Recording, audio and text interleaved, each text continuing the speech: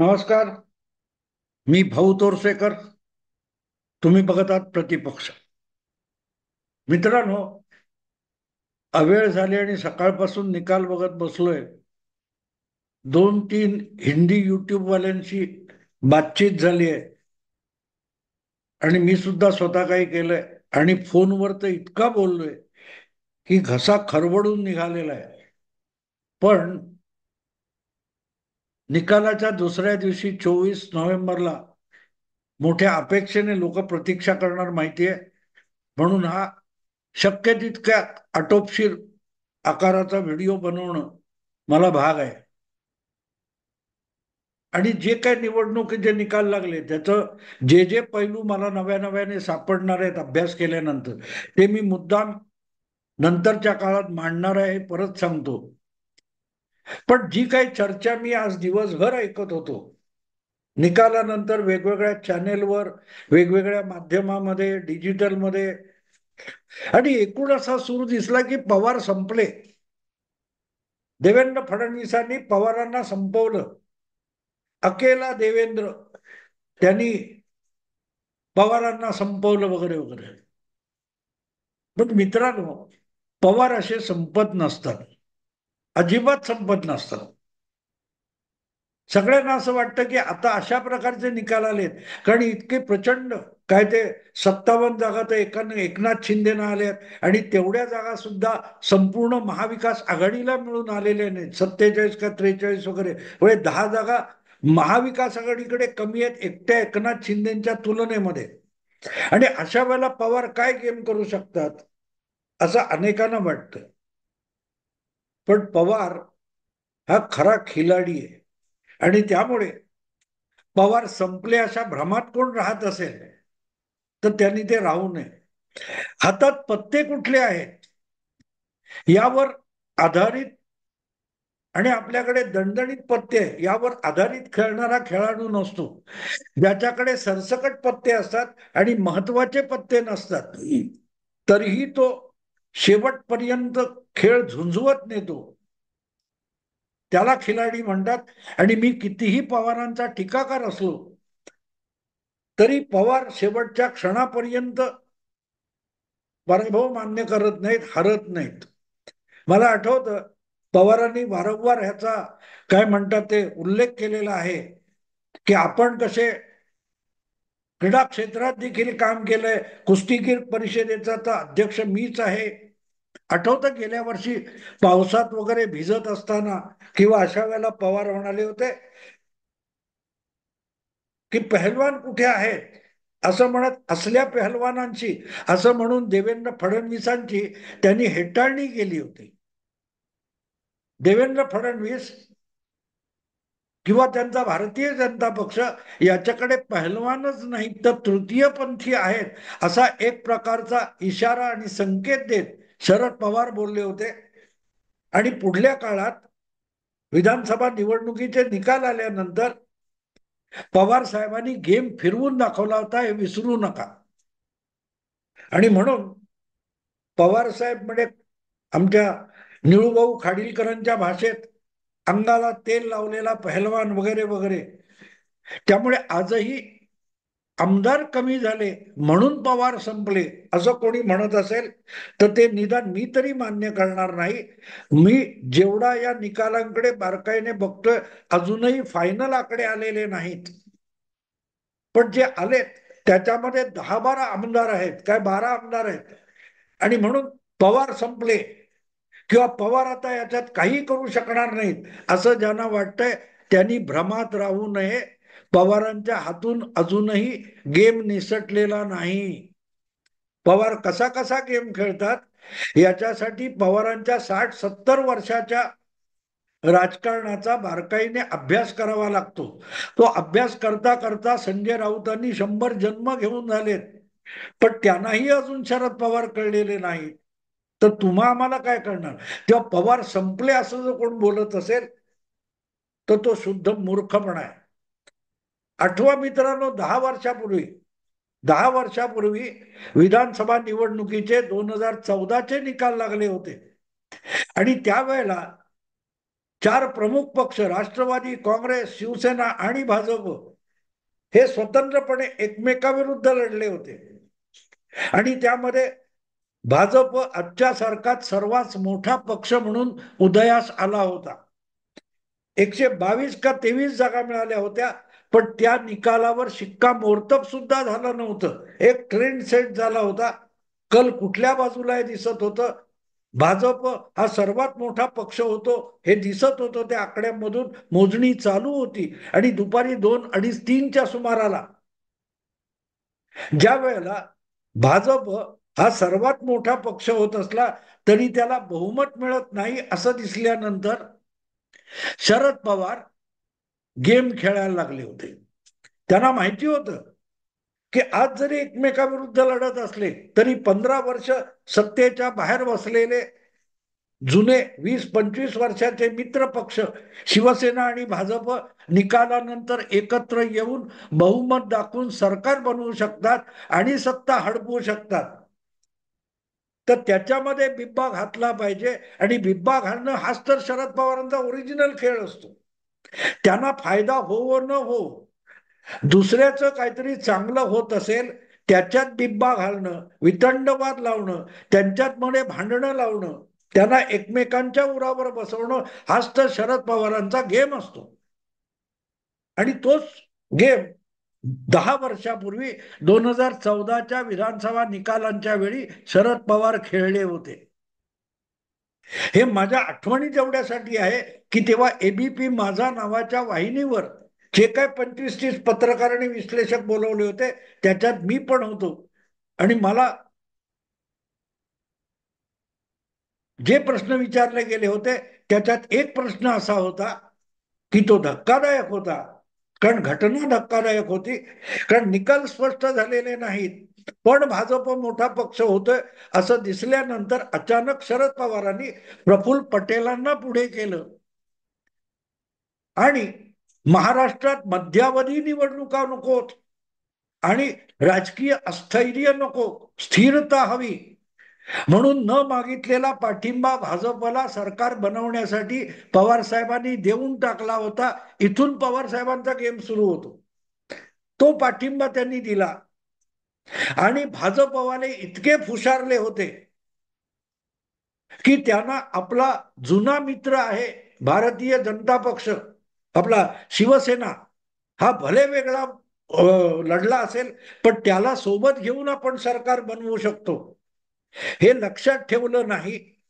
आणि पवारांनी जे काय लॉलीपॉप दिलं होतं ते भाजपने लगेच तोंडात घातलं होतं. आणि पुढे अर्थातच उद्धव ठाकरे त्यांच्या स्वभावानुसार रुसून बसले. तुम्ही जाणार का भाजप बरोबर असं जेव्हा पत्रकारांनी उद्धव ठाकरेंना विचारलं तेव्हा उद्धव ठाकरे म्हणाले होते की ते काय ऑफर करतात ते बघू. आणि भाजपने काहीही ऑफर केली नाही. तेव्हा उद्धव ठाकरेंनी विरोधी पक्षात बसायचा निर्णय घेतला आणि 63 आमदार असलेल्या शिवसेना पक्षाच्या नेतेपदी किंवा गटनेतेपदी एकनाथ शिंदे यांची निवड केली होती. आणि शेवटी पवारांचा जो गेम यशस्वी झाला आणि वानखेडे स्टेडियमवर पवारांच्या बिनशर्त पाठिंब्याने, राष्ट्रवादीच्या बिनशर्त पाठिंब्याने देवेंद्र फडणवीस म्हणजे भाजप यांनी सरकारचा शपथविधी उरकला होता. आणि उद्धव ठाकरे इतके पिसाळले होते की ते शपथविधीचं आमंत्रण येऊन सुद्धा जायला तयार नव्हते व अनेकांनी समजून घेतली आणि उद्धव ठाकरे शपथविधीला हजर राहिले होते.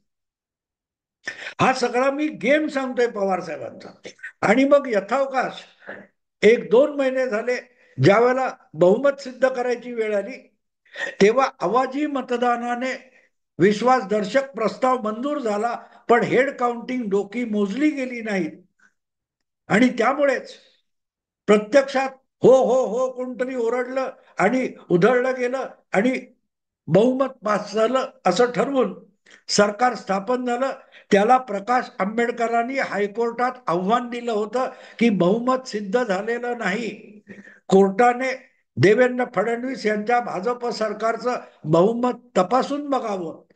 असा जो याचिका केलेली होती, तेव्हा पळापळ झाली आणि भाजपने निमूटपणे उद्धव ठाकरे यांना ऑफर दिली होती आणि सत्तेसाठी हपापलेले उद्धव ठाकरे मिळतील ती 10-12 मंत्रीपद पदरात पाडून घ्यायला धावत सुटले होते.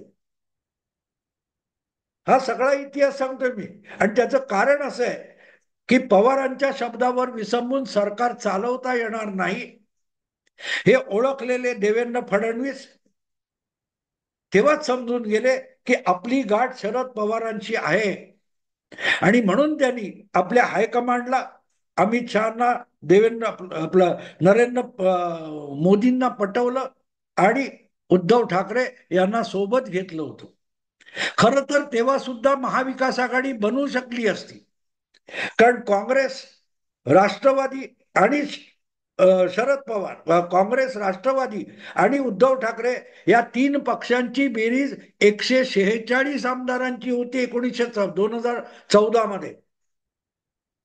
पण तसा प्रश्न विचारला गेला तरी पवारांनी तो साप झिडकारला होता, कारण पवार गेम खेळत होते आणि त्यांचा गेम युतीमध्ये जितकं अधिकाधिक वैर भावना निर्माण होईल त्यांनी त्याला खतपाणी घालता येईल, हाच तर पवारांचा गेम होता.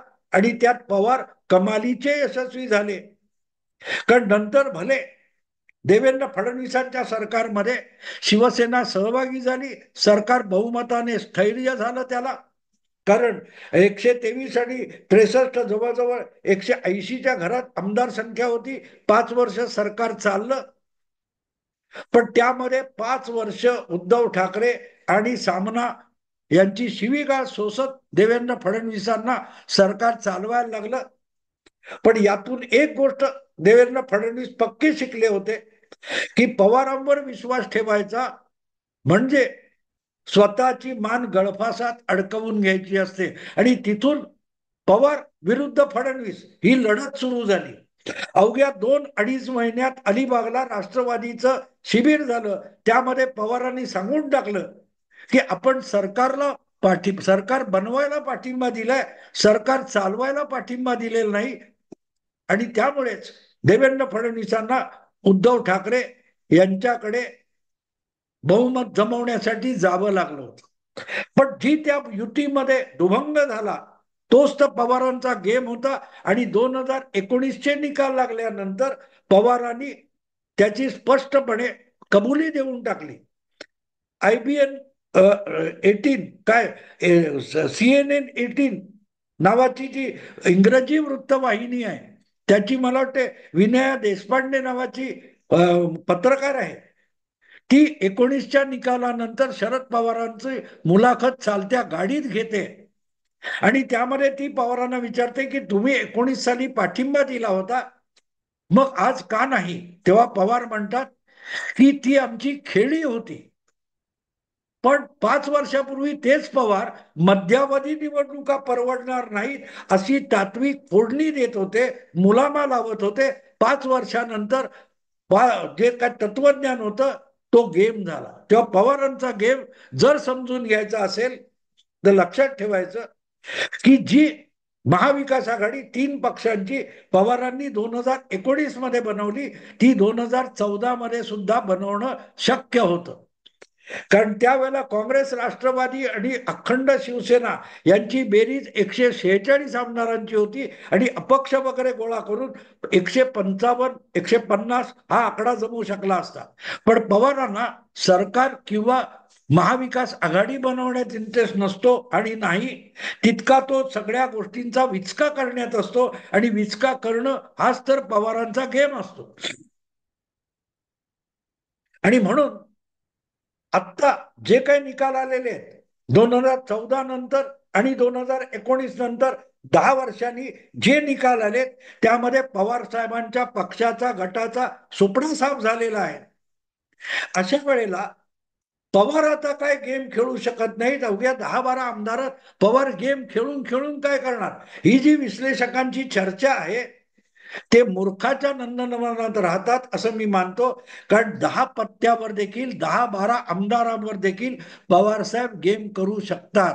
नाहीतरी आता चर्चा माध्यमांनी जे 10 वर्षापूर्वी पवारांनी केलं ते आता माध्यमातले सो कॉल्ड सेक्युलर तटस्थ पत्रकार करतायत की एकनाथ शिंदेना मुख्यमंत्री पद नाकारलं, फडणवीसच मुख्यमंत्री व्हायला गेले, तर युतीमध्ये महायुतीमध्ये फाटाफूट कशी होऊ शकते वगैरे वगैरे वगैरे चर्चा आत्तापासून सुरू झालेली आहे. म्हणजे पवार जो 10 वर्षापूर्वी गेम खेळत होते तो आज सेक्युलर पत्रकार खेळतायत आणि युतीमध्ये बिब्बा घालायचा प्रयत्न करतायत 230-32 वगैरे मेजॉरिटी आल्यानंतर. पण तो गेम पवार खेळू शकतात का याचा विचार करा. आणि म्हणून मी हा विषय सगळ्यात तातडीने केलाय. आज सुद्धा पवारांच्या हातून गेम गेलेला नाही. याचं कारण मी बोलतोय त्यावेळेला भारतीय जनता पक्षाचे आमदार संख्या जी आहे ते 133 आहे आणि पवार साहेबांची संख्या ही काहीतरी 12 आहे. बेरीज करा किती होते. 133 अधिक 12 145 म्हणजे मॅजिक फिगर होतो, बहुमत होतं. भाजपचे 133 आणि शरद पवारांचे 12 आणि त्यात काय 2-4 अपक्ष असतील ते घ्या जोडून, तर संख्या 145, 48, 49 पर्यंत जाते. आणि हे आमिष शरद पवार भाजपला दाखवू शकतात. जो भाजप 10 वर्षापूर्वी उद्धव ठाकरेंचा परिवार संपवण्यासाठी, परिवारवाद संपवण्यासाठी पवारांनी दाखवलेल्या आमिषाला बळी पडला, तो आज बळी पडणार नाही याची कोणीही हमी देऊ शकत नाही. अनेक भाजपच्या उतावळ्या नेत्यांना फडणवीसच मुख्यमंत्री झाले पाहिजेत असं सुद्धा वाटतंय. आणि अशा वेळेला पवार नेहमी ट्रबल्ड वॉटर्स मध्ये फिशिंग करतात. म्हणजे उथळ पाण्यामध्ये पवार नेहमी मच्छीमारी करायला जातात असं जे काय गणित आहे. त्यामुळे पवार साहेब आता सुद्धा अशी ऑफर करू शकतात आणि गेम खेळू शकतात. आकडा बघा, कारण शेवटी ही लोकशाही ही आकड्यांची आहे. जो 51% दाखवतो तो 100% सत्ता घेतो आणि जो 49%वर असतो तो जस्ट झिरो असतो, भोपळ्या एवढा झिरो असतो. तेव्हा काय होतं पुढच्या 2 दिवसात बघू. पण एक गोष्ट सांगतो की जोपर्यंत महायुतीमधले 3 पक्ष एकत्र येऊन आपला मुख्यमंत्री ठरवत नाहीत तोपर्यंत पवारांचा गेम ओव्हर असा कुठच्याही मूर्खाने म्हणू नये. पवार जे काय 10-12 आमदार आहेत त्याच्यात सुद्धा गेम करू शकतात. तेव्हा आजही गेम पवारांच्या हातात आहे. एवढंच बोलून थांबतो. पुढच्या काळात मी अधिकाधिक या निवडणुकीचं विश्लेषण करीन. आवडलं लाईक करा, शेअर करा आणि प्रतिपक्षला सबस्क्राईब करा. नमस्कार.